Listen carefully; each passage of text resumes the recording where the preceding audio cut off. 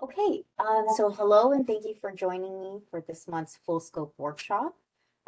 Today we have muralist Asa Kennedy with us speaking about his public art experience and his process and the things that he does on a daily basis as a muralist.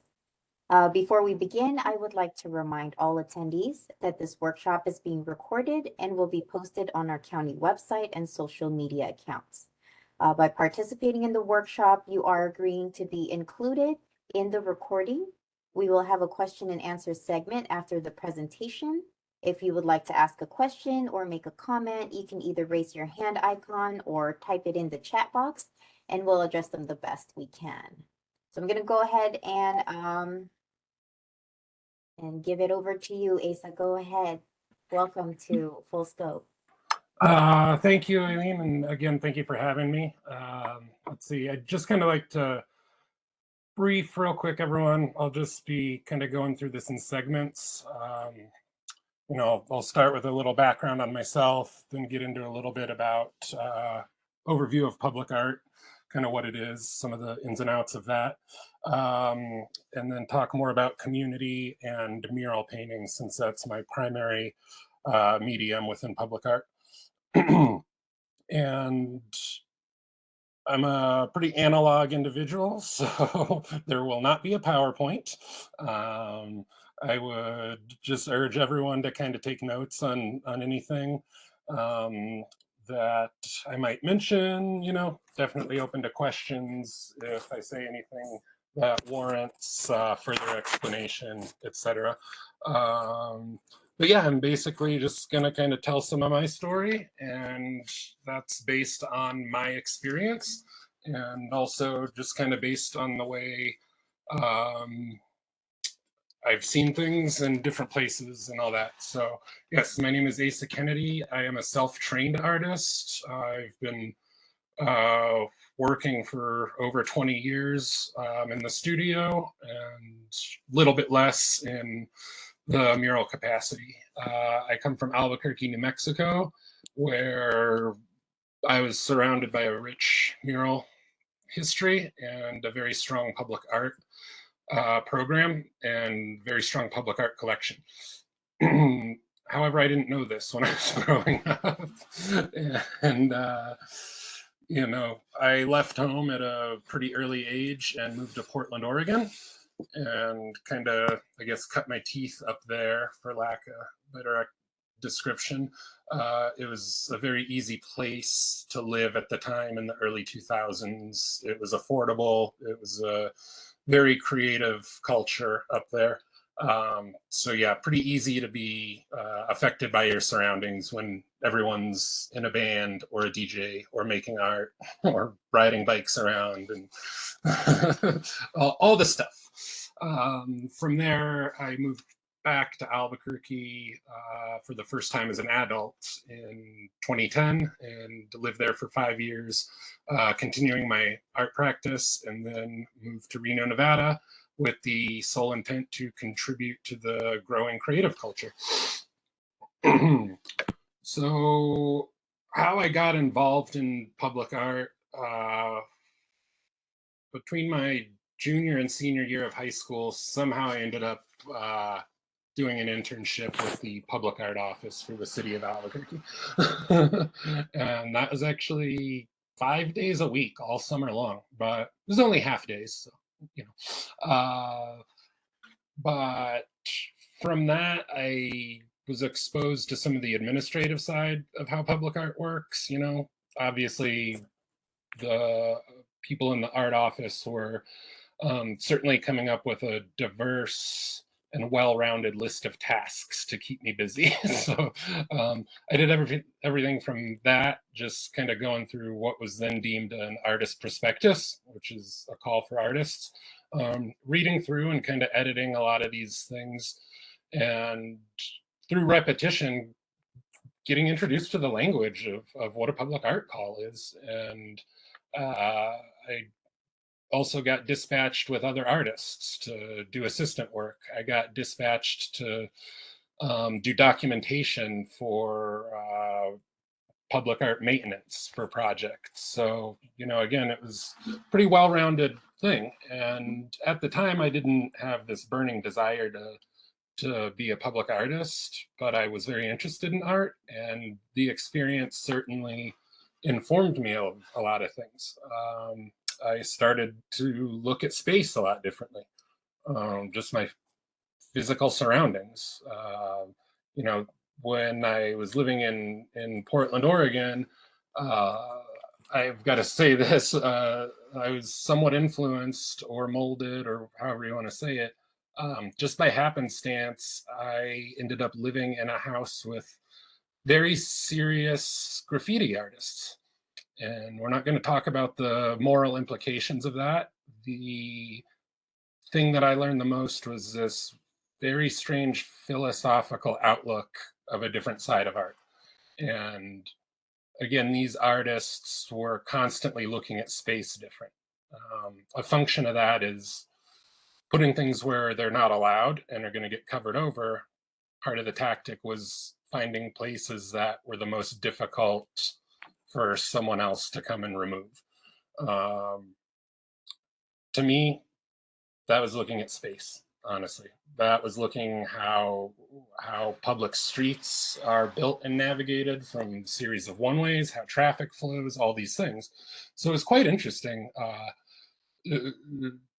because after a while I started thinking, like, wait a minute, this is the same way I was thinking about public art when I was involved in the internship. So making these correlations of public space, what it means to occupy public space, how people react to things introduced to public space. So there are these diametrically opposed versions of something, but at the same time, it still influenced me in a certain way. Um, Beyond that, the other thing, I grew up in the time where skate culture was a very big thing. And I was never a good skateboarder, but again, in hindsight, thinking like, wow, there's kids out there that are being hassled constantly for, you know, occupying public space, doing their skate tricks. But the other element of that is there's a very young culture examining their public environment, and they're reappropriating how someone built something to their advantage, to their gain, to their own amusement for their expression. Um, Again, the general activity at the time was not well received by authorities, but again, the point being, there was a subculture of kids looking at space differently. So all these things kind of come together, and to me, that's one of the biggest parts of public art. You're looking at your space, you're looking at your environment, you're examining a neighborhood or an area of town. um, you're doing a little bit of research. You know, if you see a thing, if you see a sculpture or a mural somewhere, you know, then I'm looking at that piece of work and kind of seeing how does that respond to its environment. So I mention all this because, again, from my experience and my learning process, these are all completely different things that were all rooted in the same thing, and that root was public space, occupying it. How does it have an effect to the greater community and the greater city? And so again, to me, that is the nut of public art. um, so yeah, getting into that, I guess the first thing I could say is this idea of public art versus art in the public. There is kind of a more formal definition of public art, that being pieces that are commissioned, calls that are put out by municipalities with an intent, to bring art to a community, to bring it into the public forefront. Um, Generally speaking, these are meant to be a commentary on the space it's occupying. They are meant to highlight, say, a neighborhood, or to highlight culture. in a lot of cases, or even maybe celebrate historical figures or historical events that that have taken place.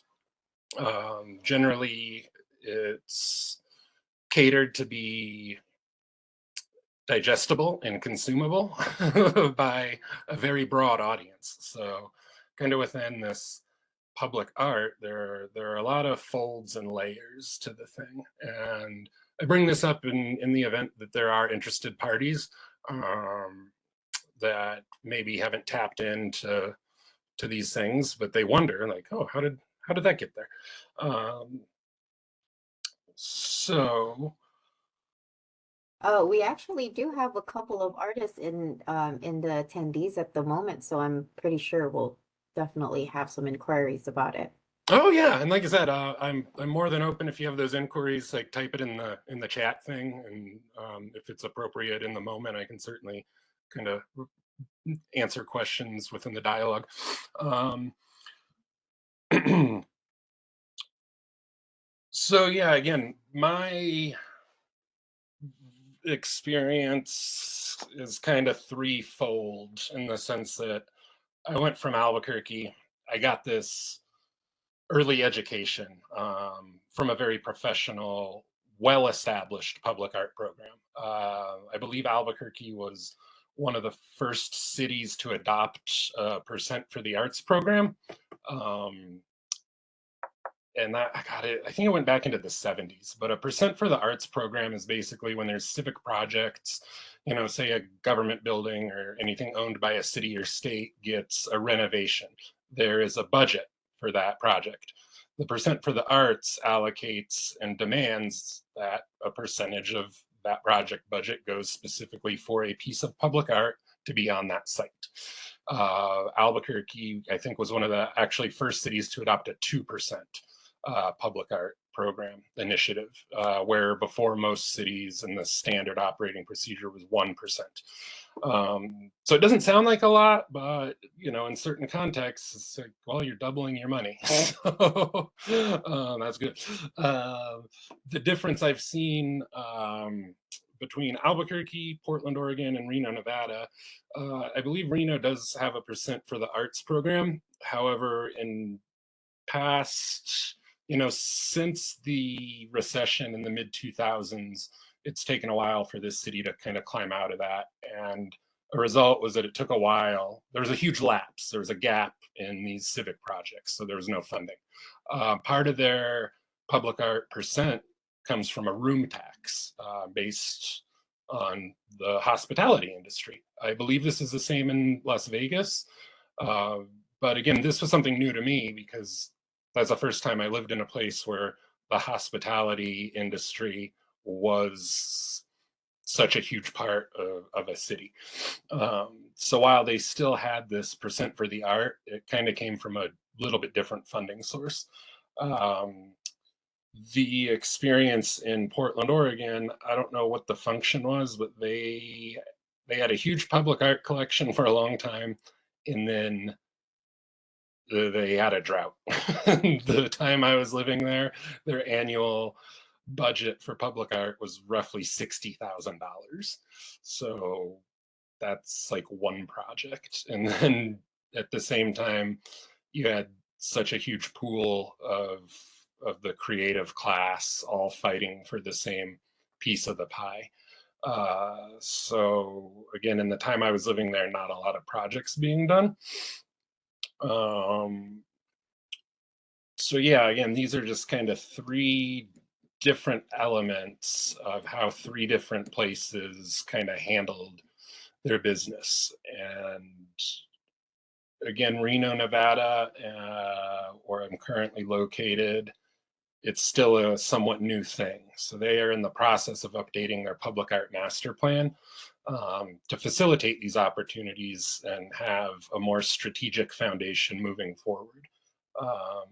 A lot of that, to my understanding, is a function that public art was never as big a part of the city as other places I've lived. And the art scene is still relatively new. I say that, the past 20 years, it's really amplified. Again, that's a main reason why I came out here to live and to contribute. So it's growing and it's being built, and that's wonderful. But again, there's a learning curve to all of this, and that's to kind of segue into the fact that different cities do it differently. Um, what I've learned in my experience with public art is kind of on the, I don't know if it's the aesthetic end, but for example, take Los Angeles or New York City. So now we're in a situation where you have huge municipalities with a huge population with a much broader bank account. Um, and from that, the projects just, can go to these grandiose levels of millions of dollars for a budget versus you have a small mid-sized town of a quarter million to half a million. You're not going to have that bank account, and you're also not going to have that public draw. You're not going to be in a situation where the best example is Chicago Millennium Park, and what's um, most recognized titled The Bean. It's a big reflective mirrored thing that looks like a bean. That was a huge project, but Chicago's an international city. They needed to do something on a World's Fair level. I'm like, no, this is going to be part of our identity. It's going to attract people. It's a public gathering place. It checks all these boxes of public art. The space it occupies is literally changed by the mirrored effect and bending the city skyline. It affects the entire local community. It brings so many people together from around the world with all the tourists, So when people are all gathering in that immense amount of space, it creates a vibrancy. It can create revenue for businesses because you're thirsty, you're hungry, you don't want to walk far. These are other functions of public art. But again, that's on a very grand level, where if you're in Omaha, Nebraska, and the biggest budget is $75,000 to do some kind of decorative park bench in town square. You see what I'm saying? So there's layers and layers and layers to this. I mentioned these things again to kind of lead into the navigation of public art. And as an artist, wow, with all these layers, all these different situations, how do you navigate calls? And what I've learned through the process, it's a lot like establishing any type of small business. If you don't have experience, how do you get experience? Maybe you are connected to another successful public artist and you can be an assistant. Maybe you can volunteer. You you can spend the time to gain that experience for little to no pay. I mean, it's not an odd thing to say. Every company has an internship where you're required to work because your payment is learning. And it's a dot on the resume to get you to the next step. So these are just some of the things that are, art's such a subjective thing. Everyone wants to know how to make it as an artist. And it's like, there's a million ways, there's not just one road to go down. So again, these are some of the things that I've learned through my experience is if you want to break into it, yeah, you don't have much to show. How are you going to win a call? Like I said, you go and find someone that you can work with to gain that experience. So at least you know what you're talking about when you apply for something. Similarly, for mural painting, um, that is a facet of public art that has just in the past 10 or 15 years become more commonplace, accepted, desired, and sought out as public art. Prior to that, the temporary element of a mural, even if it's well protected and all of that, it was kind of common fare. The cities did not want to spend the money on that because it wasn't a permanent statue or a permanent installation. Something happened, I think a lot of it with the street art movement and just the global popularity of art of that nature in the streets sort of opened the door, and now it's a big thing. So, you know, experience as a mural painter, not as big of a thing compared to experience as a sculptor. I spoke with a gentleman in Reno, and he's located out of Tennessee. Several years ago, he won the contract to do a roundabout sculpture here in Reno. And again, that was it was on Virginia Street, so that was 395. So I believe the money was actually from the Department of Transportation, since it was a federal road. But regardless, they installed a roundabout, had an allotted funds for a sculpture. A gentleman from Tennessee got the bid, and I was talking to him when he was doing his install. And, here's another layer of the thing. However, the project budget is designed, kind of a rule of thumb, if you're working in the sculpture element, you're walking as an artist maybe with 20% of that budget, because you got to figure fabrication cost, transit and freight, any type of permitting. Do you need to hire an engineer for spec work? All of these things. So if there's $100,000 and it's like, ooh, it's not $100,000. There's a cost of doing business. So I brought that up to this fellow. Geez, how much was freight to ship this out here? Did you do it in one piece? He's like, yeah, and it was tough. I was like, well, was this worth it to you? I said, yes. Okay, why? Well, I didn't make much off of it, but now I have this contract, and now my name is in the hat, and I'm a finalist in another city for a project with a budget 4 times as much. So these are the things that are sort of that push and pull of how to sort of break in. Is that he seemed to be starting slow, got an opportunity, didn't make a lot out of it, but had a piece. Again, it's a bullet point on a resume that got him to another level. So that was it was really nice to talk with him, and number one, to have something come kind of from that far away, and just know that he was navigating that business element pretty well. Let's see here. So yeah, another part of kind of navigating the business is there's some good sides and some bad sides, whether it's a mural or a public install, like a sculpture. You start with the proposed call, depending what type of city you're working with or municipality. There are different sort of requirements everyone has. And there's something called stakeholders, and the stakeholders could be, the city that's putting up the money, the community that they want to be involved, anyone from city planning that has an opinion based on where the site is.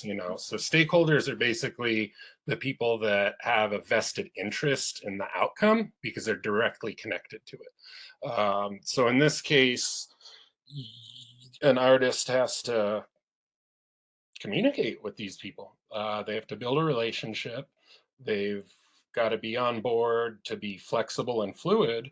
Not every single time is it just the artist's vision. It's a collaboration of ideas, and it's a collaboration geared toward the success of what the project intent is. And then at times this, progress can happen, and boom, you're settled on something, and the timeline could get a little murky. And let's say someone in, like you said, the public zoning commission or whatever, that position changes. And now that new person has an opinion about the piece. And worst case, you have to go all the way back to the drawing board because now you have a new stakeholder that had no input on the original approval. This doesn't happen too often, I don't think, but it is. I have heard stories, I have heard stories of, people waiting several years for their project to come to fruition when the original timeline was 18 months or something like that. So these are just kind of some of the realities of navigating this, and as an artist, being fluid and open to change, understanding that you might not necessarily be an artist working to present your soul or your artistic expression, but you're an artist working to meet several people halfway to create something that's going to have a positive impact on the urban landscape it changes. So this kind of just comes down, if you want to be a public artist, these are things that you have to understand. And if you're not willing to bend and be fluid, and you just want to do work about yourself and your own thoughts, it might not be the best avenue to go. Not to say it's impossible, but these are just kind of the general rules. And as we move forward in time, obviously rules tend to change. It's especially exciting in a place like Reno, where we are rewriting the master plan. Is any other things can kind of be examined and introduced and given thought and discussion. So again, like everything becomes outdated at a point. So moving on and moving forward and creating these definitions also requires some fluidity. So another side of, beyond working with stakeholders, beyond working with being fluid and having these communications, a lot of people, this works in the gallery system too. You got to be open to rejection.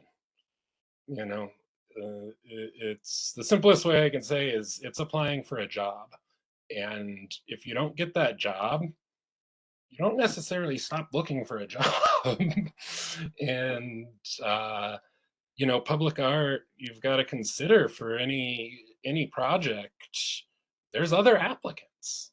And the main thing to focus on, in my opinion, is when you look at an artist call, you've got to look at exactly every detail that that city or municipality or county, whoever you're working with, you've got to look and pay attention to what they're asking for. You have to look and pay attention to what the project intent is based on the location. And if you're applying for projects in a city you've never been to, you've got to kind of do your research and look into that city. Maybe look into their public art collection. And same thing on the gallery side is someone wants to buy your painting because they're a collector. That's great, but it's like, who else are you collecting? And do you necessarily want to be associated with that? Because it's so easy to get caught up on the money side of things. But if you do the tiny park bench in Omaha, yes, something's always going to help you along the way, but how much of an impact is that necessarily going to have moving forward? If your intent is to take over New York or LA or things like that. But yeah, like I said, it's a numbers game. So there's a lot of people applying, and it's a very competitive process. To me, that's the first step, is following all those instructions, getting an idea of the scope of the work so that on paper you can put your best presentation forward. So that you show the panel of judges that you are capable of taking order, following instruction, etc. Because on the back end of things, that's going to be a component. If the call says this is a public piece for a two-dimensional or okay, let's say a mural, for instance, and you come and say, oh, well, I've got a great idea for like a 3D piece. You're already not paying attention. And again, yeah, just back to that, to that reality that you're applying in a competitive job market. Don't get frustrated. You know, gotta have a thick skin. Um, because if you really want it, if you really want to be successful and do it, you're going to understand that not everyone is going to be your audience. You know, not every city and opportunity is going to match the aesthetic of the work that you do. And then it also comes down to a subjective sense, where if you're chosen as a finalist and there's 3 or 4 finalists, the panel has to choose from, it's subjective and it's out of your control.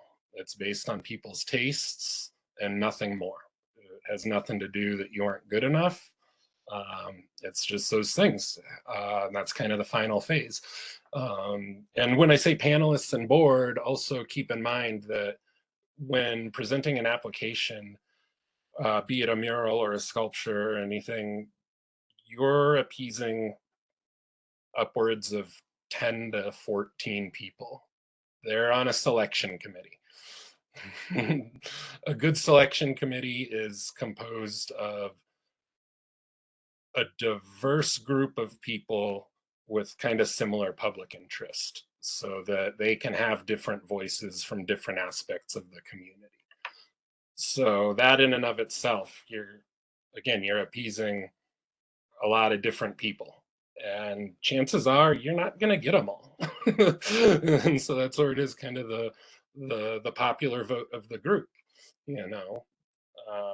And again, that's just another layer of the reality of doing these applications and what you should be thinking about. And advice that I've gotten over the years several times is get to know who's on the board. If you're going to apply for any project, whether it's in your own town or somewhere out of state, across country, look in, it's public information. Look to see who's on the board, look into their background, see maybe how they lean towards thinking. Not to say you have to cater your work towards them, but the more information you have, the better off you are in constructing a way to present yourself. So that's kind of an overlay of public art in general. Moving on towards community engagement. That is filed under what I kind of mentioned earlier with stakeholders when you're having to appeal to stakeholders. So community engagement can be an element of the stakeholder. And again, community engagement has such a so many layers. Within public projects, it can be defined a little more specifically per project, per city. But generally, it's bringing representatives, be it presidents of the neighborhood organization or the neighborhood organization as a whole, and say they put a call out at their neighborhood meetings to get input.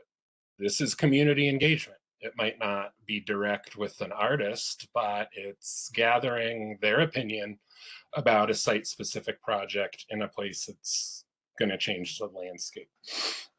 Again, good calls for artists. Take this heavily into consideration. Again, it's not always necessary. There's sort of this, for a mural call, you want community engagement. And I'll get a little deeper into this in the next chapter. But murals are traditionally community representation artwork.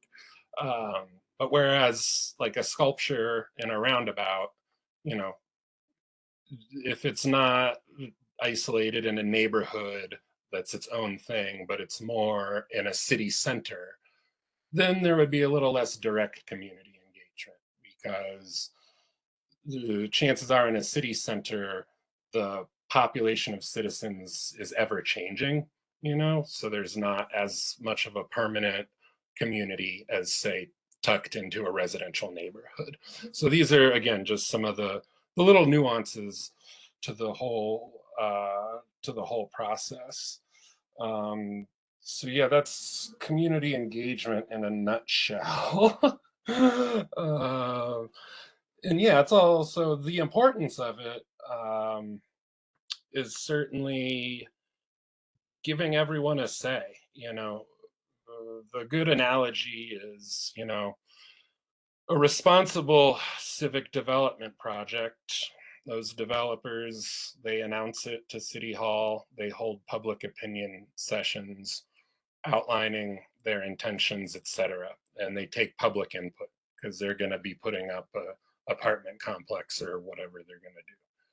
They're kind of obligated, to get say from the community because they're ultimately changing the landscape. Kind of the best way I can sum it up to is there was the scene in the film There Will Be Blood. If anyone's never seen it, just bear with me. But the oil man in the very beginning is at a town hall meeting getting public input, and there's too much question and pushback and all the things, and he walks away, says, I wouldn't take this bid if you paid me for it. But that was the thing. It's like, oh no, we're not getting this village together on the same page. This project isn't worth it. Yeah, albeit that was distinctly within the realm of business and bottom line money making. But hopefully you can see kind of where I'm coming from is that there is that civic responsibility to go in and get the voice of the community. And then the artist's job is to take that information and run with it and use creative problem solving to kind of check all the boxes to arrive at a project that can best facilitate all sides. And again, there's always going to be backlash. It's never, you can't please everyone. If you work hard and do everything, like I said, to check those boxes, then my thing is at the end of the day, if there is some backlash, it's like, well, good. Art is supposed to create a dialogue, and dialogue isn't always about people agreeing on everything, but it's about people formulating opinions and having a discussion. So, now my experience in the community engagement process. Again, I've done a variety of mural paintings, everything from my own kind of freeform projects to commissions to winning calls for artists from the city, from being hand selected by the city to do a project. I've done youth teaching murals and education based murals. I've been kind of unofficial, what do they say, consultant in development of community projects. I currently trying to steer my mural practice way more towards the youth education department and the community aspect. So a brief history of mural painting in the United States. And again, I'll do commissions all day long, whatever, but some of the history of mural painting in the United States goes back to kind of, civil rights era time. Murals that were being painted before that were part of the WPA project system. So you've got all the post office murals that were painted largely through Texas, but these are government funded to help get the country out of the Depression and create jobs. But these existed in government buildings. So again, the artist is working with what you'd call a stakeholder, being called the federal government, being called the people that occupy the specific government building. So the story you're telling inside that building, artist might not have had all the control, I can say. And then, so that was kind of the early stuff, but that doesn't reflect much community value. So you fast forward in time to, like I said, the early, mid, late 60s, and the United States is in turmoil, and it's been split in half. The poverty divide is a lot more apparent. The racial divide is a lot more apparent. the social divide is a lot more apparent. So in larger cities, in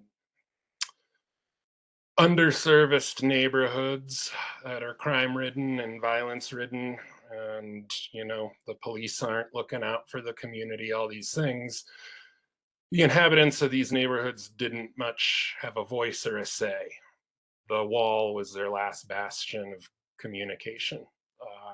So a lot of the early murals in the United States started as soapboxes and vocal pieces for disenfranchised communities. And not always was a lead artist a professional artist. It was a community member. And they rally together to do the thing, to get their voice on the wall, to be empowered, to bring the community together, to use that as a strengthening tool. This happened kind of primarily in Chicago. It was one of the first places it started. Um, don't know if Chicago called Los Angeles, if they were really communicating, but Los Angeles, Southern California, a huge Chicano Latino community, and San Diego, Los Angeles had what we kind of call the Chicano mural movement, and that also extended up into San Francisco, into the Mission area. So these were, again, people of very strong cultural heritage that are painting messages on the wall to, number one, vocalize their situations, to express the social injustices happening within their neighborhoods and or nationwide. But they were also cultural homages.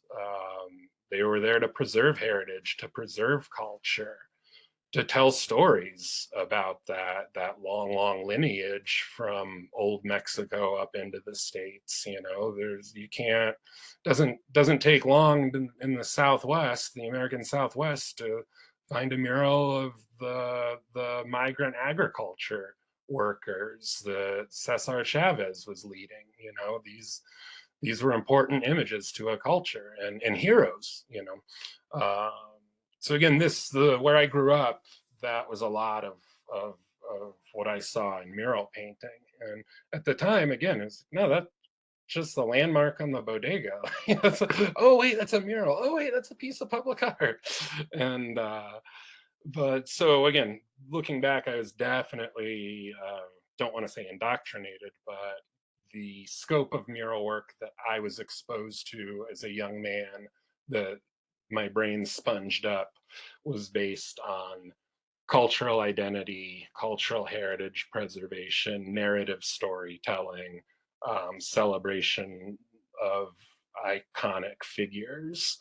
And again, that's very widespread throughout the Southwest. There's a woman called Judy Baca. It's basically a hero in Southern California and Los Angeles.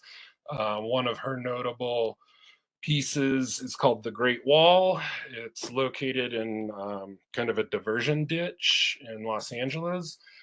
This is one thing that I would say, take notes, look it up. There's a background and a story. But she was a tremendous community organizer and community-based mural artist. Did a lot of fantastic work.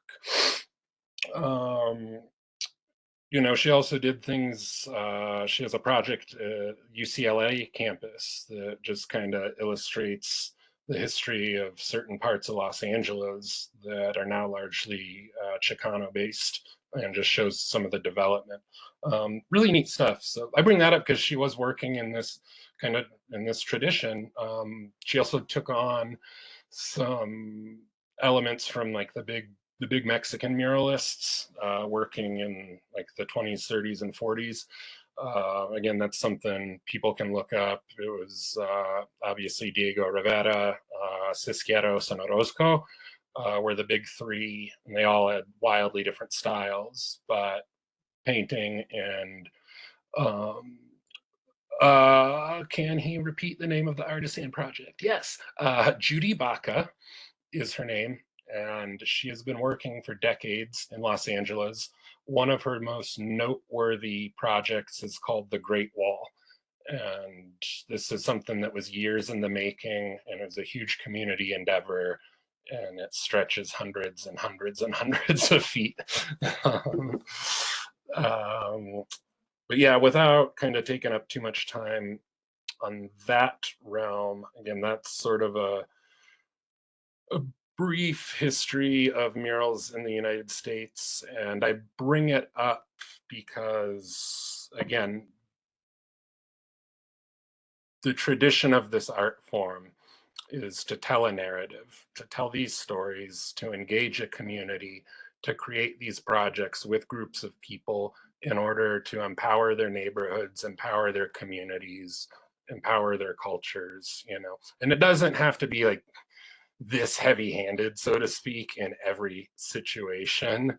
The some of these things that I've cited, again, these were areas that were just blighted, and like I said, a lot of social injustice and lack of voices. But that doesn't define murals across the board. That's to say, you can employ some of these same community elements in places that might not have as many problems, but it's like, hey, maybe there was a community member that did a ton of stuff to empower youth education or whatever it could be. You know, while it's not a blighted area, but maybe there's some things there to celebrate. Or even parts of town that are like well-to-do, so to speak, but have a history. You know, it's like, hey, let's tell the story of this place, or even just having stuff be fun and decorative. There's nothing wrong with that either. But again, it's these things of looking at your space, you know, looking at the history of a place, looking at the current evaluation of space, and making these determinations, um, and just taking stock over the whole situation, you know. I bring this up again because there is still a responsibility as a public artist, and there's a God, I hate saying this word, but there's an element of colonization in mural painting, at least to this day and age, because if it's a singular artist going into a place and just doing what they want to do, no one asked you for that. You just took over, imposed your message, imposed your style, all of this stuff. Um, there's got to be a greater responsibility. That's where the community engagement comes in. That's where understanding your space comes in. That's where communicating with people comes in, you know. Because yeah, it could go both ways. They, you know, you talk to those people and they're like, oh no, yeah, great, paint some awesome pop culture type animated thing. We don't mind. Cool. Like at least you went in and took the temperature. You didn't just impose your artistic thing on people. Um, so that's where it just gets kind of weird. I don't know if a lot of people consider that. I consider it only based, again, on my experience of doing these community oriented things and going through the experiences I've gone through. Uh, so some of the projects that I've accomplished in this realm, again, my process and my community engagement is somewhat varied, which I like. Um, the first project I think I want to talk about is a Day of the Dead mural. And Aileen, would you please bring up the Wedekind South slide?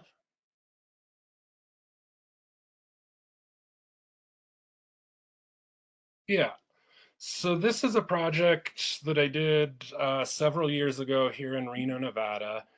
And I was partnered with a nonprofit organization that operated in the neighborhood. And we got funding from the city of Reno as part of a grant initiative which was called Be the Change. Oh no, I'm sorry. The grant initiative was called Art Belongs Here, and the nonprofit I was working with was called Be the Change. The intention of this grant initiative was to fund um, public art projects in areas of town and communities that didn't have as much public art representation. So right off the bat, this location checked that box. There were a couple pieces of public art that people had done very DIY many years ago. So they were very much fading and all of this. And the the whole project came about. It was discussed with the leader of the nonprofit Be the Change, um, long time prior to all this.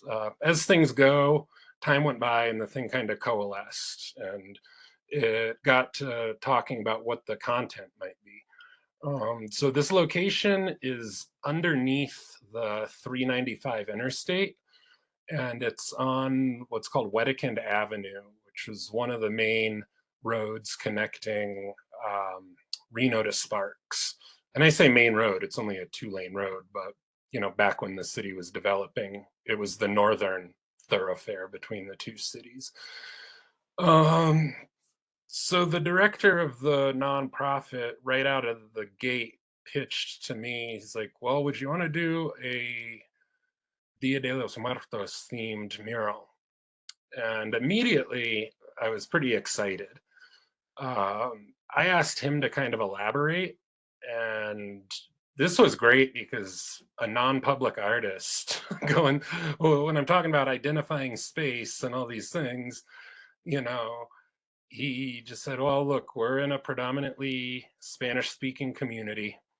The location is on an underpass, which is kind of like an underworld. And the road is a connection between Reno and Sparks, where the holiday is celebrating the connection between the spirit world and the living world. So aesthetically speaking, it definitely fit the bill. And now enter what we call cultural appropriation. I'm a white male, and this is somewhat shaky territory for me. Um, I didn't have to think too much. Based on where I grew up, the fact that I took part in the Dia de los Muertos festivities that were an annual occurrence in Albuquerque, New Mexico. I grew up as a borderline minority to a Spanish-speaking population, and I was exposed and educated about a lot of different aspects of not just Native American culture, but other Hispanic, Chicano, Latino cultures. These are things that they implemented in school assemblies, even in just city festivities. So it wasn't a foreign thing to me. It's not like I was a person in Boston, Massachusetts that just looked in a book and said, wow, these are cool design patterns. I felt I had a fair connection to the culture and to the holiday. And I did call some of my Chicano friends from back home and asked if I was allowed to do this. Kind of got the pass. So at any rate, the wider community engagement for this specific project, the intent was to go to the local schools, elementary, middle, and high school, and pitch this project where we could assemble small little art teams of students to come out during the summer and help paint and get exposed to a mural project, have hands-on experience of putting paint on the walls so that they could have some of that ownership of the process of doing this. Unfortunately, as it went, this is part of the stakeholder thing, the property it occupies is owned by the Nevada Department of Transportation. Myself as an artist, I didn't have contact with them. I was working with the nonprofit organization who was the main point of contact with the city of Reno. So I was basically just the hired paintbrush. And so I didn't have contact with NDOT, and however it shook out in the end, NDOT did not issue the permit until school already was in session. So this again, I just to go back, is this was a situation where months prior to school ending, we got a timeline, said what is the absolute latest this permit will go through. We were given a date. The date worked for our timeline, so everyone could come out in the summer, and it still didn't go through. So this kind of goes to what I was saying earlier about being fluid as an artist, understanding that even when some things are rubber stamped, sometimes that ink fades. Uh, my solution to this, I started the thing. We still got community members to come down and do some volunteer work, just helping fill in some of the larger areas of paint as I was blocking them in. And then I noticed early on in the process that hundreds of kids were walking home from school down this sidewalk. Because on the other side of the street, from what you see here, there is no sidewalk. So, in my best effort to include the kids, I put some of them to work. Whether it was 10 minutes of just here's a paintbrush, fill in this color. And I got kids everywhere from ages 6 years old to 17 years old. Some of them, spent repeated days helping out. Some of them were really excited. Some of them were just like, yeah, whatever. Can't win them all. But at least to fulfill that element of community engagement, that is community participation, even though the plan was foiled, I felt the responsibility to do anything within my power to still include uh, the students and the kids. And the final component of which was kind of the larger piece of the community engagement was within the nature of the holiday, which is to celebrate lost loved ones. Within the culture, there's something called the ofrenda. That's the altar table that is set up, very well decorated with very specific elements. There's marigolds, candles are obviously the big aspects. There's always kind of a food item, and some other things of memory of the individual, and obviously the portrait, a picture. So we put a call out community wide, and I didn't go into this before, but even part of community is like, okay, you have various aspects. You have your immediate local community, that's your community center. You have your entire neighborhood. You have your whole city. Community has layers as well. So even though we were kind of looking to keep this closer immediate community, people came from as far as Gardnerville. You guys are still part of the Northern Nevada community, so, and not denying anyone the opportunity, but we asked them to bring photographs of their loved ones, and it was my job to guide them through the painting process. I didn't paint these things for them. I was there to help kind of break down how to make it look as close to it as they could, but constantly reminding is like, hey, if you're not a painter, we're not doing a Rembrandt. The whole point is that you are putting your energy and part of yourself into this project, representing your loved one and putting it on here, so that you're now a piece of this whole project. Because again, this isn't me coming in and dropping an image. This is me getting as many people possible involved so they can have a sense of ownership, so they have a point of participation, so that they have a point of pride in this wall. And I just can't even imagine several years down the line the 6-year-old kid that walks by and remembers being allowed to help paint something. So yeah, the community engagement on this one, again, the bigger point was to get people to contribute those portraits, and then as many people involved in the whole painting process as possible. And then if we could go to, no, actually, before we move on to another slide, another project I did, I don't have the slide because the documentation wasn't that great to begin with and it got buried, but I did a project again in Reno at Miguel Rivera Park off of what's called Neal Road. It was at a community center. This was a project that was sparked by a extracurricular group at UNR.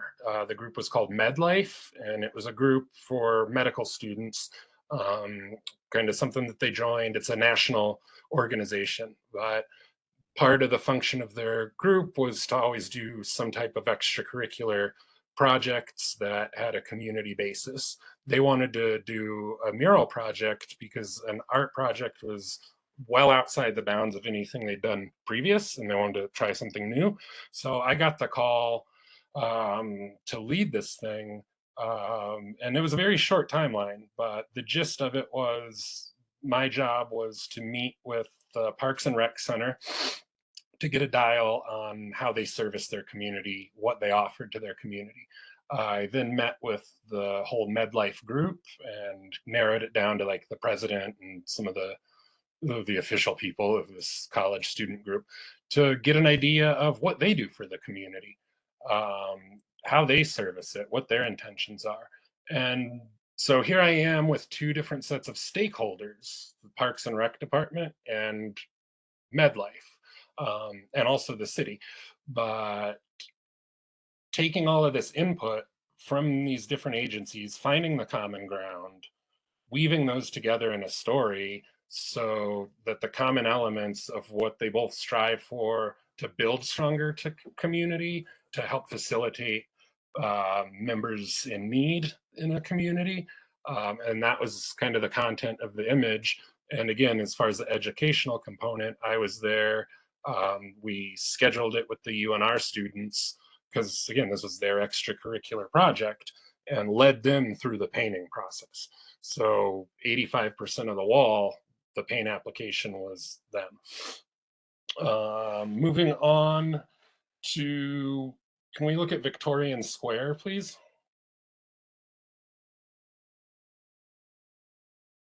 Is that how it was labeled, or is it labeled Sparks? It's the one with the cars. The one with the cars. I have the junkie and then the youth mural. Is it the youth mural? Oh, it was the other photo that I sent in the first two. So it was the one that went out on the press junket. I don't know if you have access to that. If not, no big deal.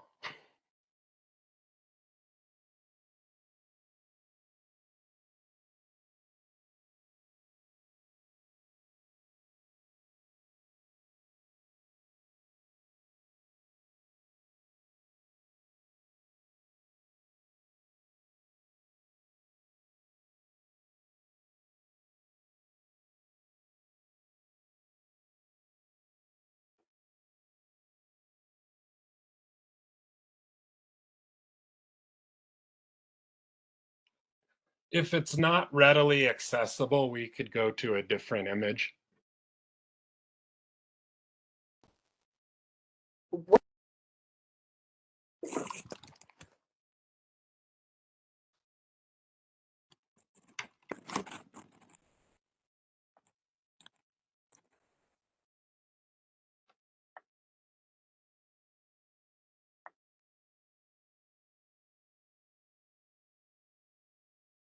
Uh-oh, dead air.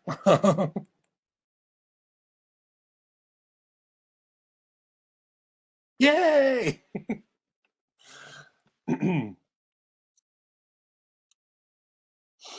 Okay. So here's another project. I'm just kind of trying to give you guys a decent enough sample set of, again, kind of the diversity within what public art is, with what it is to deal with community or stakeholders or all of this. So this image is a project that was a public call for artists from the city of Sparks. And it was a very open call. They did not have a definitive theme or direction or anything that they wanted to go. So, you know, I went through it in my head, and again, identifying the space. Where is it? What's the location? All the things.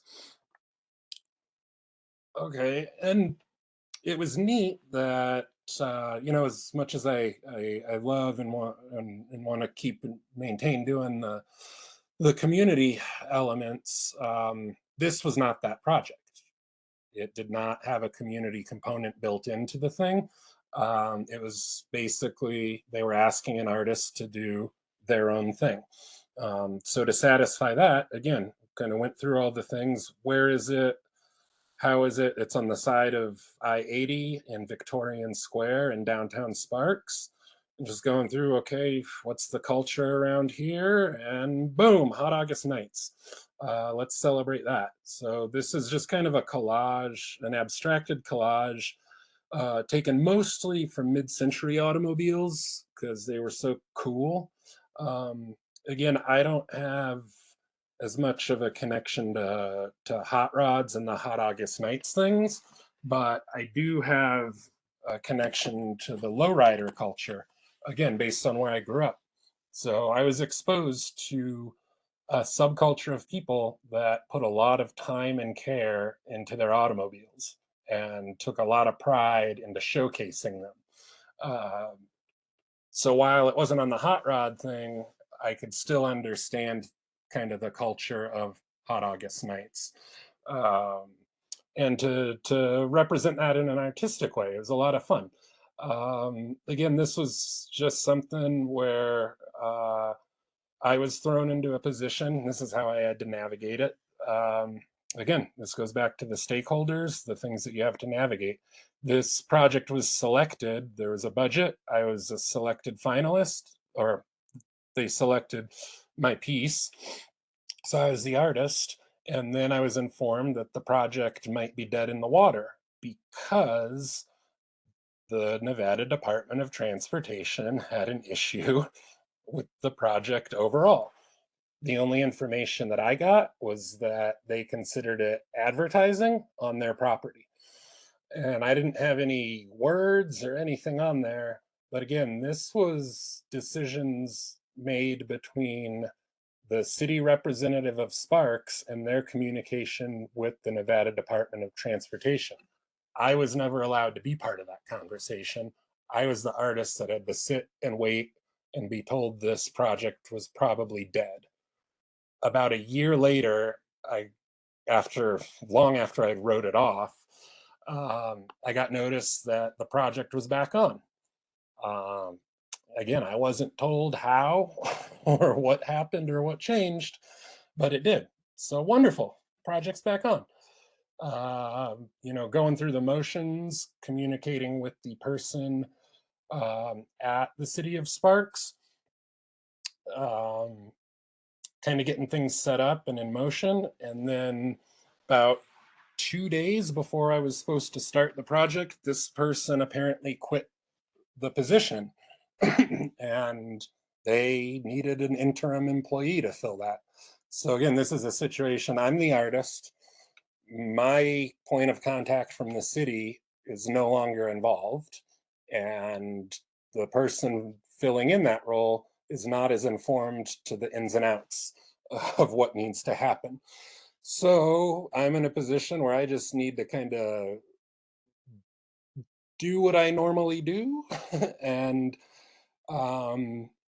what I knew is that I already had clearance. I was permitted to do this, contracts were signed.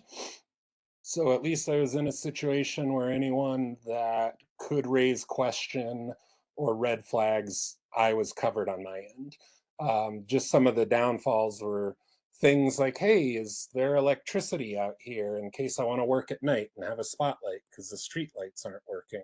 Or electricity if I want to get a lift that's not gas powered, is it an option?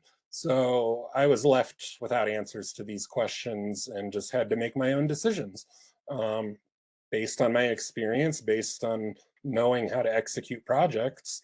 but again, I was kind of left to my own devices. Um, but going through the motions, there was no fuss other than that. But again, I didn't have the counsel and communication of the city based on circumstance. So now can we go to the youth mural, please? And are we getting to a point where I should think about wrapping up? I'm looking at the clock. No, you're still okay. Okay, great. So yeah, the next, yeah, so I bring that previous project again. That's an example of a public art piece that I did. There were still those elements to navigate, working with the stakeholders, even the things to consider for getting that project, which is, yes, let's celebrate a huge part of the local culture within hot August nights. And, so I'm still thinking about these things. Again, just a little bit different because it did not have a community element built into it. So again, just kind of another layer. It's still sort of telling a story and a narrative in a way, because the primary elements were mid-century automobiles, but some of the hood ornaments were actually predating that from the 20s and 30s. And then there's like a Corvette kind of popped up in one of the corners. So, shows a little bit of the evolution of the artistry. Um, and yeah, if we could bring up the youth project or youth mural, that would be fantastic. So this was one of the most recent projects I did, and the community element that was engaged here was youth education. Aside from that, where to begin on this? So basically, I was in partnership with um, the E.L. Cord Museum School here at the Nevada Art Museum in Reno, and I was hired to teach a youth mural program. So that consisted of 8 weeks. It was only one day a week for 3 hours a day. So we had 8 class sessions spread over 8 weeks. And that was a curriculum that I designed and implemented. And the knowledge was that at the end of the program that we were going to paint a mural. One added layer to the community aspect is that I went around and had to find a wall space. Um, so that included a lot of door knocking and a lot of people telling me no. And a lot of not being able to actually find the building owner, because there's a lot of wonderful spaces around downtown Reno that were, some of them are still in operation, but the weekly motels, as we call them, where they just have broad, empty wall space, like, hey, it'd be a great way to gussy up downtown. But those are the building owners that are absentee, blah, blah, blah. So needless to say, part of my community engagement was, you know, opening conversation to business owners about a youth project and the importance of it, and what it could do for their business, um, however much they decide to talk about it in the end. But it's good PR for them if they're willing to give up their space for a community thing.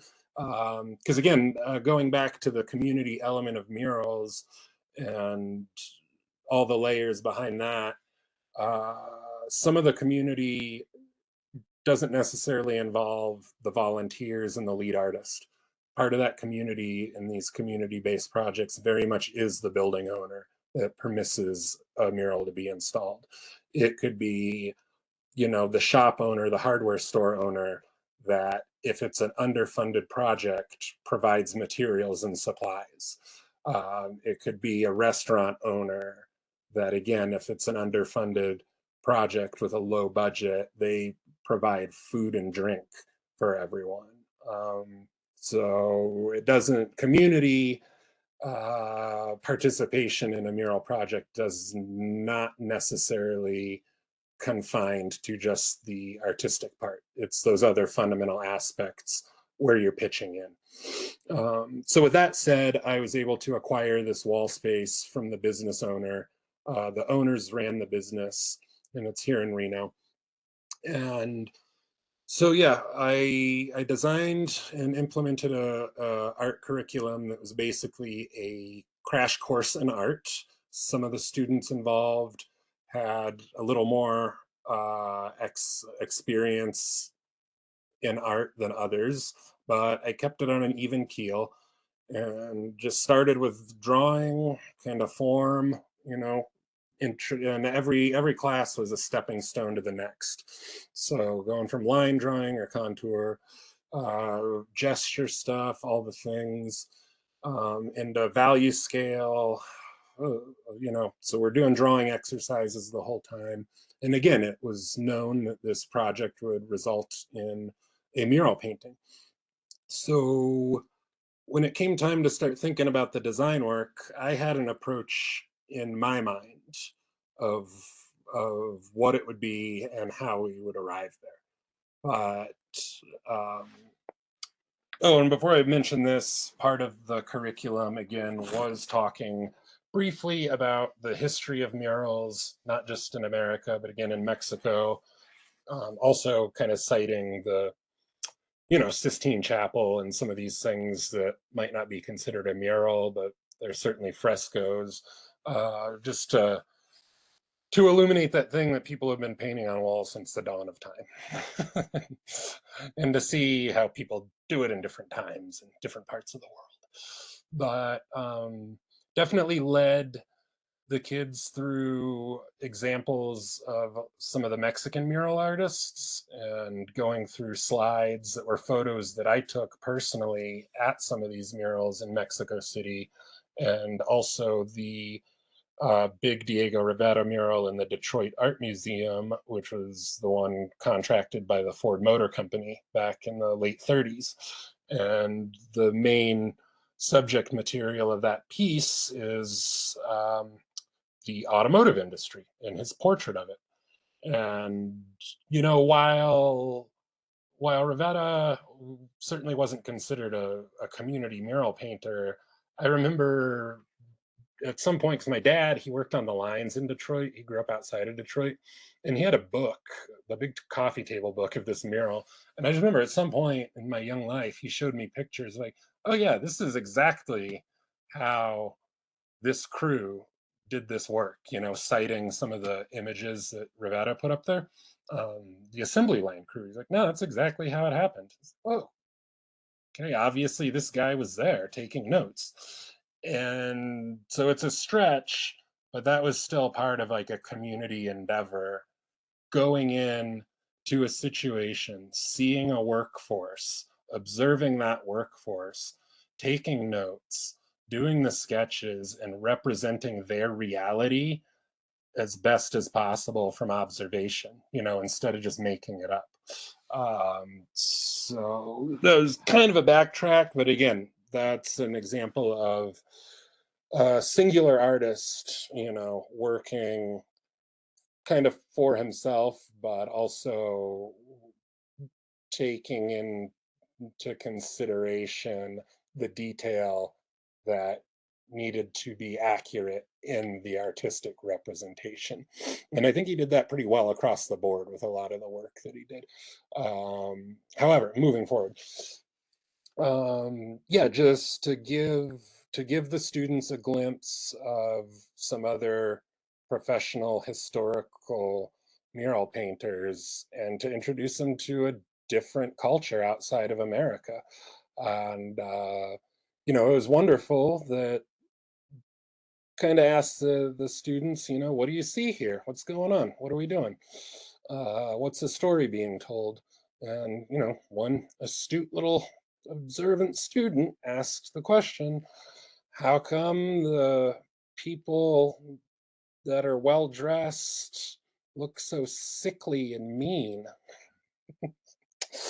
Well, I don't have time to get into the social economic structure right now, but yes, you identified one of the points of expression.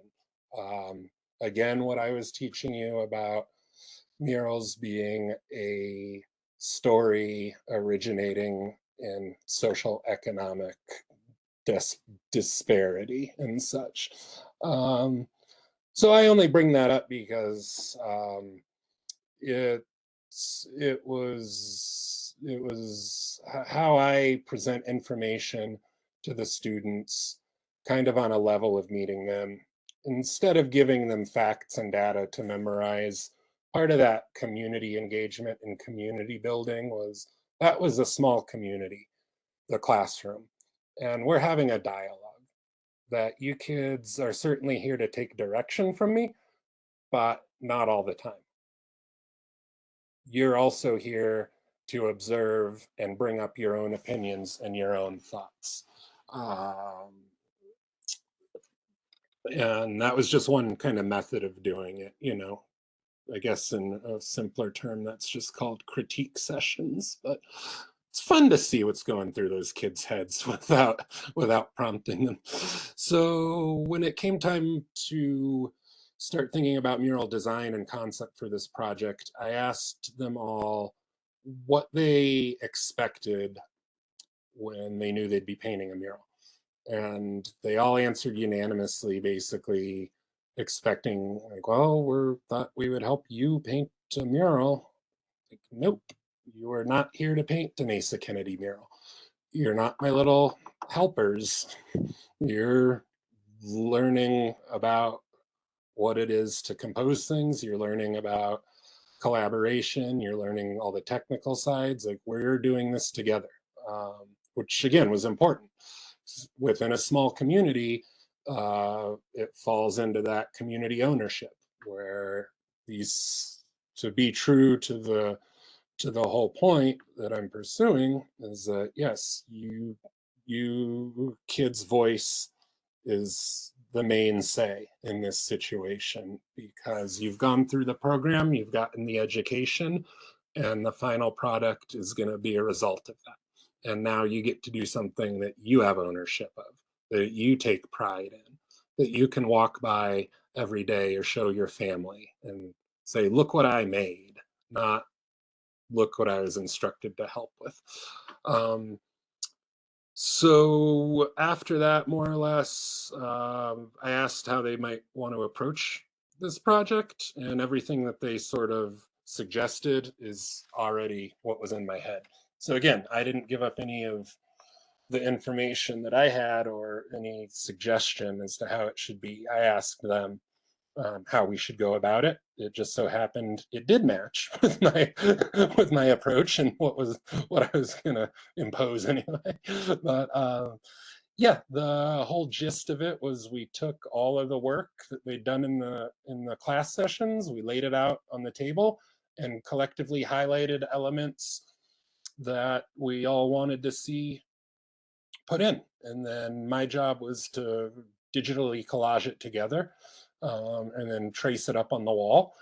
And, you know, it was a 5-day process where I led them through the whole painting process. And my job at the time, again, they put up 85-90% of the paint on the wall.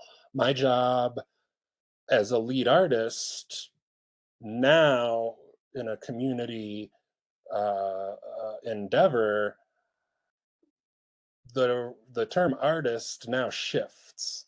I am a project manager. I'm a director. I'm a choreographer. I am a mentor. I'm still an educator. I'm keeping an eye on everyone at all times. I'm delegating tasks.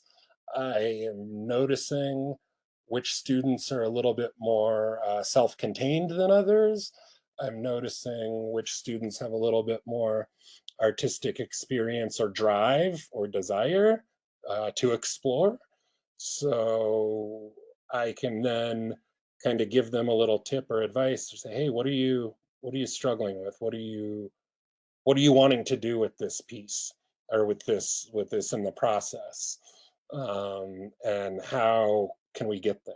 You know, what advice can I give you and say, no, I trust you. You're on the right path. Like, you're intuitively already taking the steps there.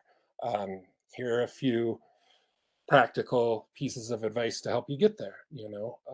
Again, not telling them they're doing something wrong or, hey, this is the way to do it, but it's that encouragement and that mentorship to hopefully get them to be excited to move forward on their own, just knowing that they're on the right track. And so that's part of the thing too with the community projects, is just establishing this fact that everyone's voice is heard, everyone's voice is valuable, everyone's contribution is valuable, you know whether or not you're just rolling out flat color because you don't know how to do color blending. Great. If you don't know how to do color blending, don't worry about it.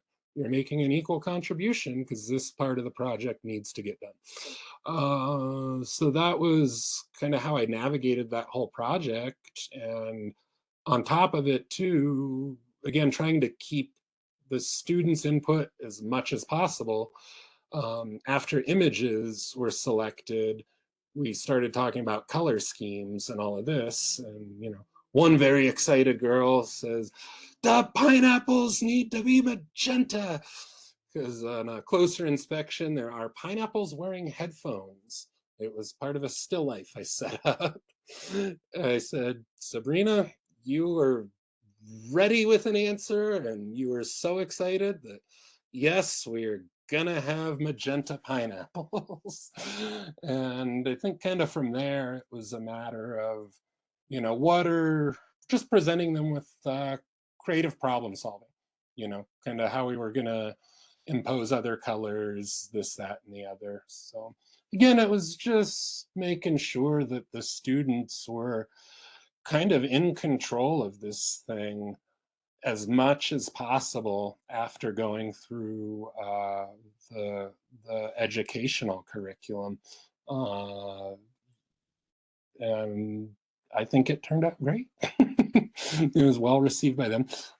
So again, that's an example of a community project that I did where the community aspect, yes, it was limited to a group of students, but it was also a time lapse thing over 8 weeks in the classroom and 5 days in the field, and stressing some of these other elements of community building to them all along the way. So again, that's to say we go back to this idea of community engagement within public art, and it can take many, many faces and many layers. And being an artist that is fluid, being an artist that's actually interested in that community engagement process, are just some of the things that it takes to navigate the whole thing. Again, being fluid to navigate that bureaucracy where, as I mentioned before, there's that project I thought was dead in the water. Oh, move on. The amount of projects that I thought were just such winners that I didn't get selected for, things where I thought I checked all the boxes, and how could I not be selected? And like, nope, you weren't. And having the wherewithal to move forward, just understanding that that's part of the game. I think that about covers everything that I wanted to discuss. Yeah. Great. Yeah, that was a lot of great information. Thank you so much, Asa. Oh, thank you once again. Yeah, of course. We can open it up for questions if you'd like. Maybe if the attendees have any questions for you or Yeah, certainly. any information they want to share. So if you'd like to ask Asa a question, please either type it in the chat box or you can raise your hand icon to ask verbally as well. I can unmute you from here. Ooh, ask verbally. Ask verbally. Well, while we're waiting for someone to raise their hand, I don't see any hands raised at the moment. I do have some questions for you. All right, what do you got? All right. Well, while you were giving your presentation, I did jot down a couple of questions. How do you choose projects? Like, how do you go out there and look for these projects? Do you have any requirements as far as what you look for in a project that you want to submit for? Let's see that. The main thing I was doing for a while was there's databases with calls for entry. Mhm. Cafe is a good one. Um, that's a national thing, so you can look at public art calls from all over the country, and just you got to filter through it. And same thing, it's like you kind of read their parameters. One thing I didn't mention, eligibility on some of them is narrowed down. I know that the state of Colorado, a lot of their public art calls are restricted to Colorado residents only. So that was one thing I was doing. As far as other opportunities, kind of just keeping an eye out for spaces. And I Mhm. never went the way of, how do you say, branding myself in a commercial sense. Because, again, there's plenty of artists out there that they want to paint and do murals and whatnot, but they're not the artist that has the investment into the community side of it. So I've never really gone that route, but that's one thing a lot of people do. And then that's just kind of putting together more of a commercial portfolio and getting connected with businesses and things like that. So I've done that a couple of times. But I guess, yeah, the main way that I've gone about trying to generate projects is staying in touch and staying on top of opportunities within the city of Reno, since it's immediate for me, and then also looking outside to other cities that are giving calls. And when I do look at other calls for artists, again, it's not always a community centric aspect to the thing, which I have no problem doing. Because again, those are opportunities to still travel and Right. to kind of satisfy just the investigative element when cities have kind of a list of parameters that they want done. So it's like cool. I get to research a place and figure out what they're about, learn a little bit about their identity, and go through the creative problem solving. Is that pretty Yeah, no, that's great. accurate? We always have artists asking, how do you get these large projects? Where are you looking to, find them? But yeah, no, that's really great. We've had Yeah. Cafe mentioned a few times before. It's a really great website also. But yeah, thank you. It looks like Vision has a question. I'm gonna go ahead and unmute him. All right. Vision, you want to go ahead and ask your question?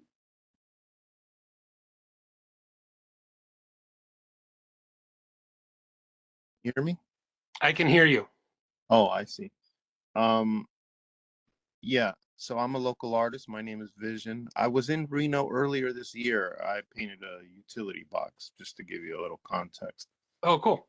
Where Yeah. at? Do you know? You know where the Circus is at? Yeah. So right there on the corner, I painted some cactuses. Okay, cool. Yeah. I'll have to go check it out. On Virginia. On Virginia? Yeah, on Virginia. Yeah. There's like a little taco place, maybe like two storefronts down. Yeah. And I think there was like a jewelry store that used to be there but is no longer. Yeah, there was an old pawn shop. There you go. There Mhm. you go. That's right on the corner. Okay. Were you So on that corner? the utility box that I painted is right on that corner. Okay. Did you paint over a yellow rose? Whatever was there before, they had painted it white before I got there. Oh, there you go. Okay.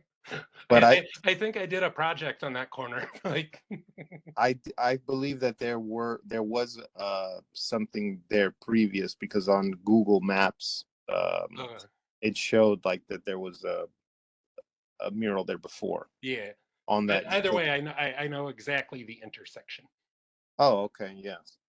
Um, so I still apply to the city of Reno. So, Okay. um, so are you when you're making your decisions to to what you're going to apply or what you're going to develop, are you purposely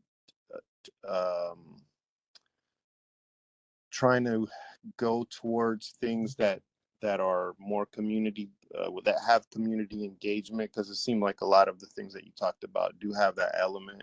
And is that related in any way to getting grants for you, like when you are just making your decisions and you're developing your projects?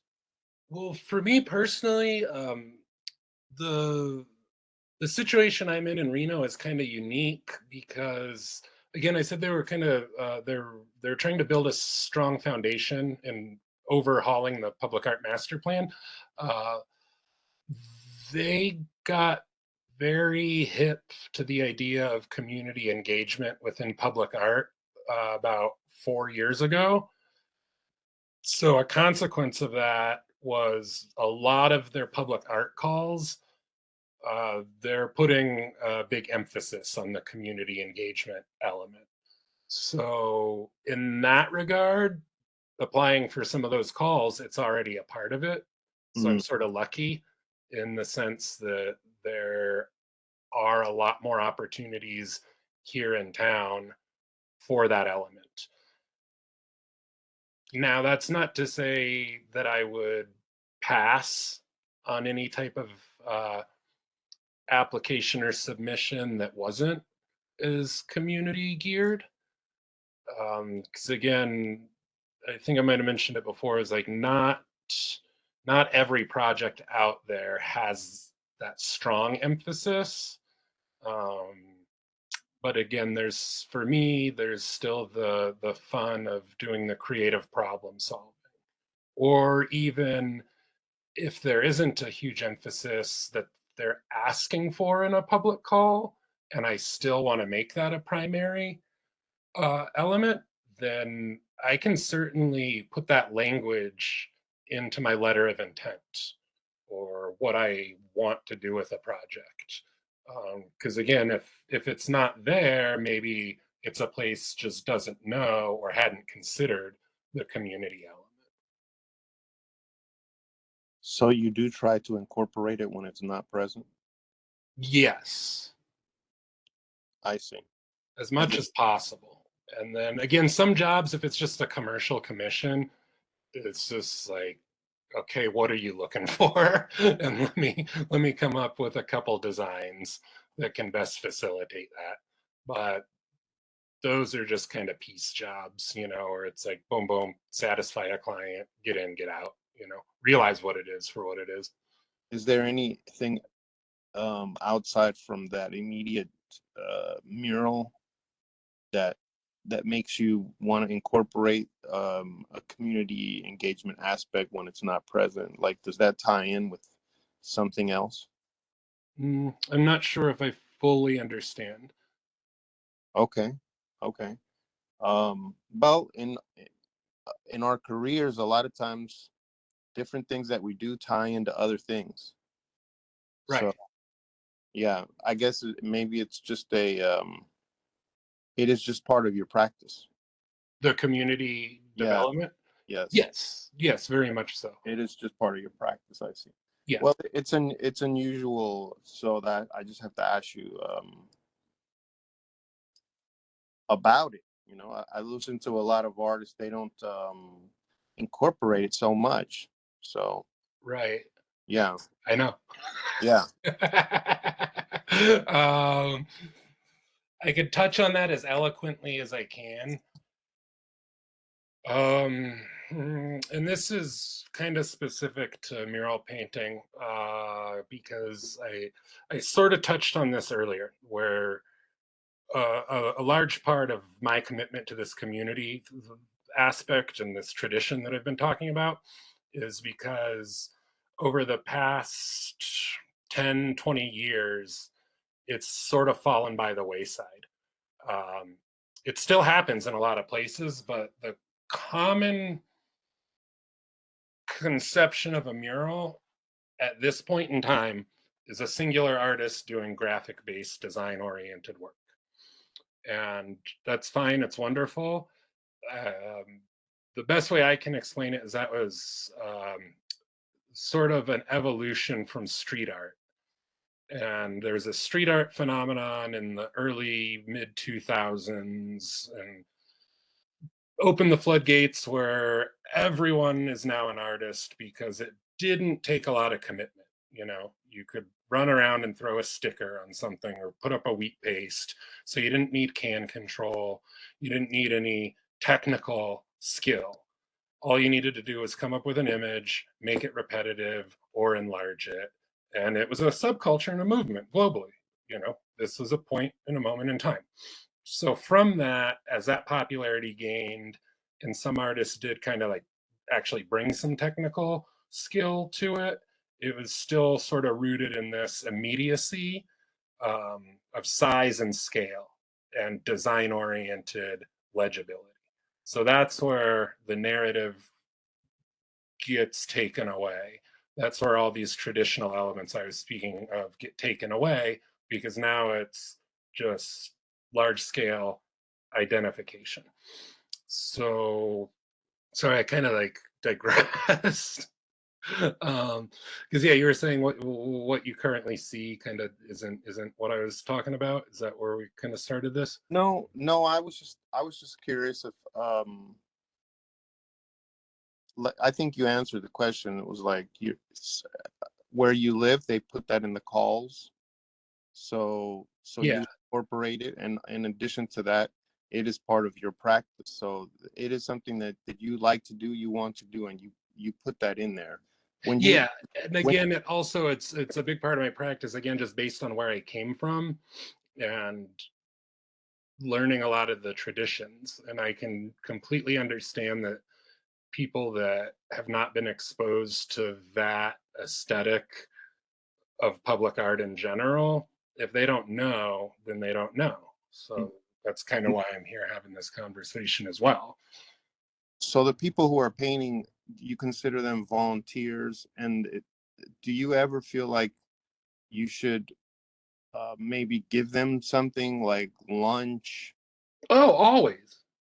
Now, how do you fund that? So if it were a case in point, um, if it were a mural call that had a budget, you know, X amount of money, uh, that's where the money comes from. That's what you have to factor into your budget. You got to factor in, okay, do we need a lift? Do we need a scaffold rental to get up high? Is it going to obstruct a sidewalk where we need a permit for sidewalk closure? If we have volunteers, yes, you feed them.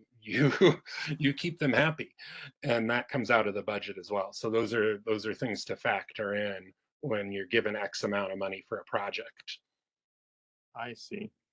Um, and then is there anything else you could say in regards to like some kind of a crossroad between nonprofits and public art, and um, how you as an artist use that crossroad to like create projects where they don't exist?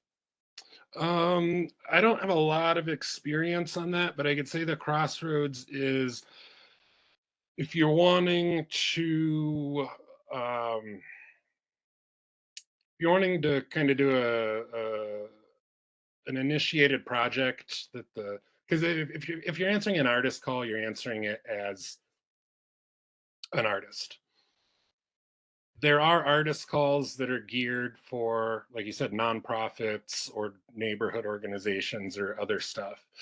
That at that point, the crossroad would be if you found one of those calls and you're like, oh, but I'm a independent artist, I don't fit the criteria. Then you would go and find a nonprofit that you could work with and they apply, but you're still connected as the artist. Or if you just have an idea for an art project in general and you want to seek grant money, uh, there's very few grants available for individual artists. So that's where you'd say, oh, there is grants available for nonprofit agencies working in realm X, Y, and Z. And that's again where you would approach the nonprofit, um, pitch the project, see if it goes well, and then the nonprofit applies for that grant money.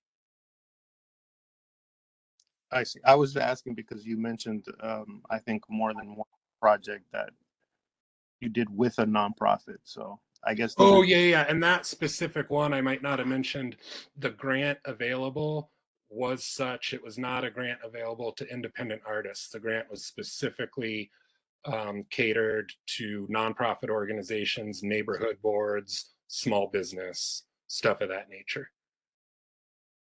So that's where I was not eligible. I was just connected with the nonprofit and they were the ones applying for the grant money.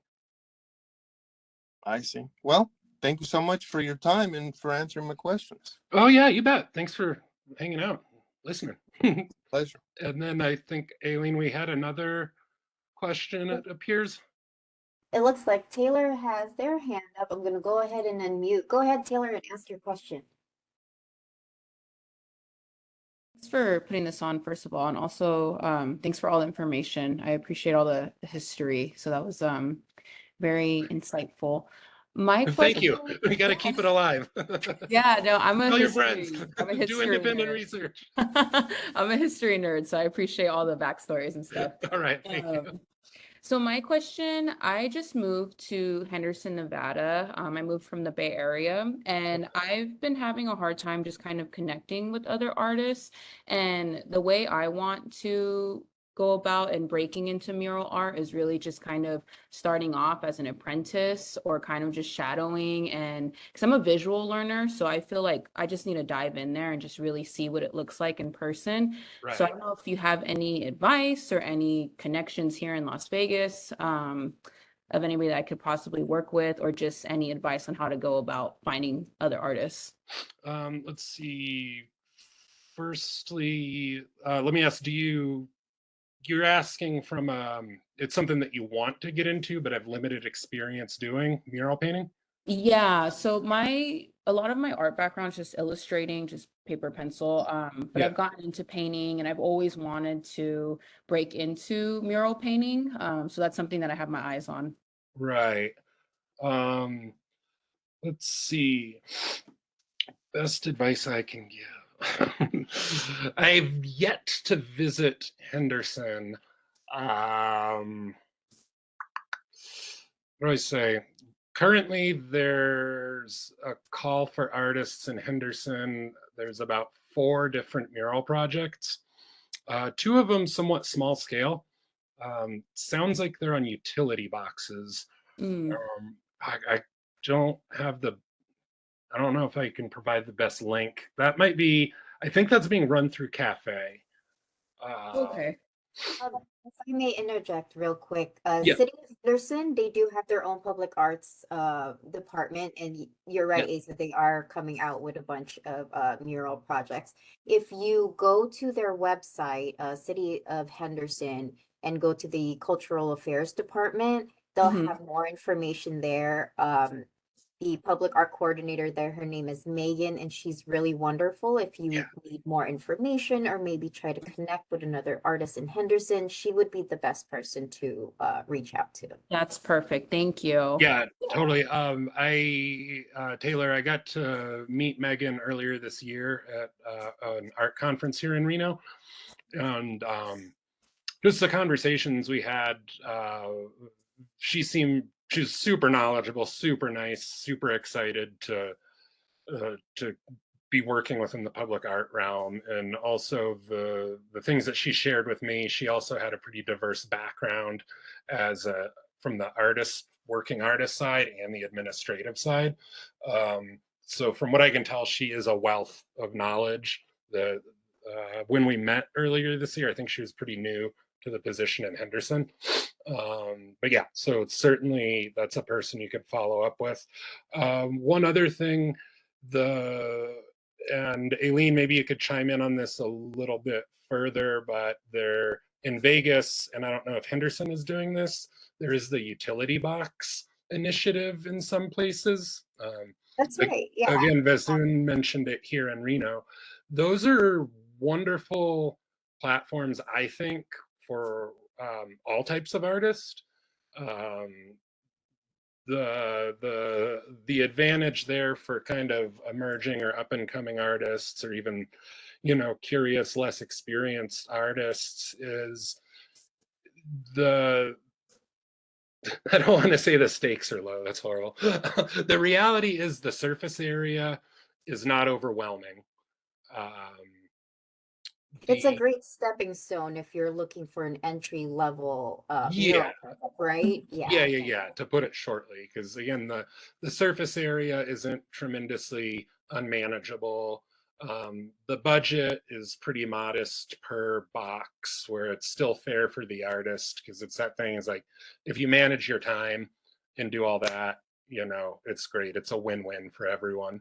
But yeah, just the scale and the ability to not feel this overwhelming pressure is really helpful.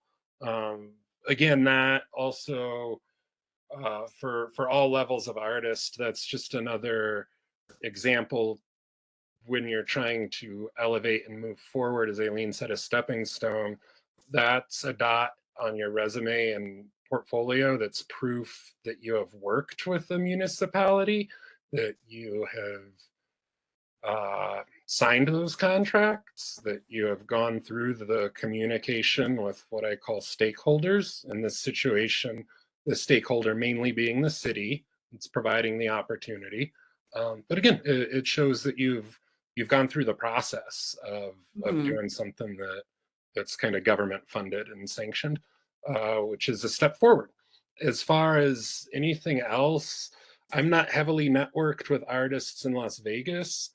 I do know that they have an arts district down there. And again, maybe Aileen would have more information on this and any type of programming that they have. But again, like anywhere, it's just kind of going out to places, to going to art openings, to even putting those calls out on social media of like, if there's any art groups, community-based art groups down there, you can just kind of slip in and introduce yourself, and that's a way to just gauge the events that are happening and all that, and from there just doing that like networking thing where when you show up to events and just kind of start talking to people and meeting them and going from there, because obviously it's always like face to face is the best way to try and get involved in things. And then I would say too, it's like one thing is like be transparent at some point and be honest about your intentions. Is just, and this is just opinion, but as an artist, there's this whole ego thing involved, and I don't have a ton of patience for, you meet another artist and they immediately talk about what they're doing and what projects they're working on or whatever. It's like, okay, we're actually humans here, meet people on a human level.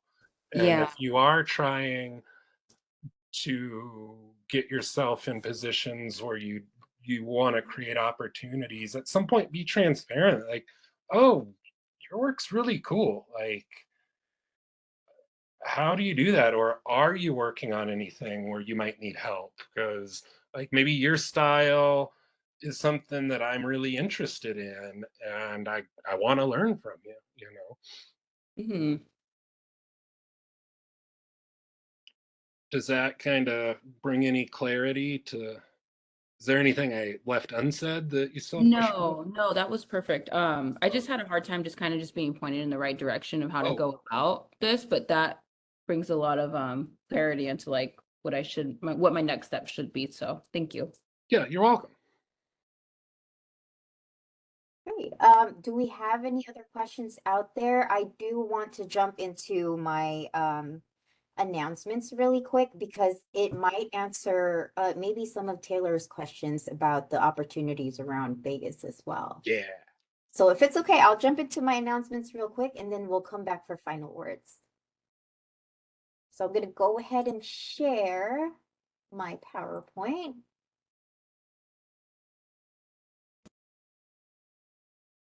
All right, and then I'm just going to quickly go through these. and then we'll get back to our final words.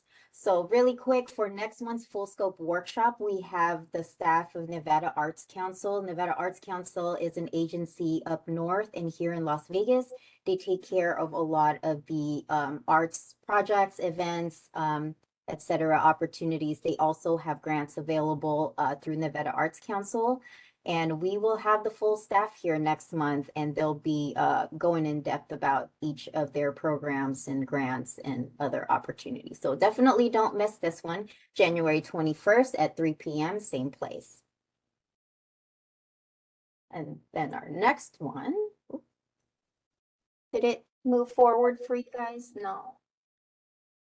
I'm still on Tuesday, January 21. No, okay. Sorry about that. Let me get going. Okay. And then our next one will be our art committee board monthly meeting. This is a great way to meet the art board committee, a great way to meet the staff here at Clark County Public Arts Office. We discuss current and future public art projects, opportunities, events. Attendees will have 2 opportunities to ask questions or make comments about the topics covered. We didn't have one this month. We usually take the December off, but we will have it again in January. You can either come by our main building here at Clark County Public Arts, or you can go through WebEx, just like this workshop here, you can attend as well. And then the next one, we have a community event coming up in January 18th from noon to 1:30. This is for our Poet Laureate program. We will be having a workshop with our new Poet Laureate. Yeah, it'll be great. This one in January will be during the reception, I believe. No, it's just the workshop. And then we'll have a reception in February for the Mother's Roots. But she will be there. She will be doing workshops, and she can talk more about our Poet Laureate program. We do have a exhibition on view right now. It is part of the solo series titled Tales of the Soul and the Perception of Change. Our artist is Amanda Weeks. She has a reception coming up January 16. This is at the Pearson Recreation Center. We'll have food, refreshments, and live music by Travion Thomas. We have another public art event. This is a group art exhibition for the Youth Temporary Public Art Program.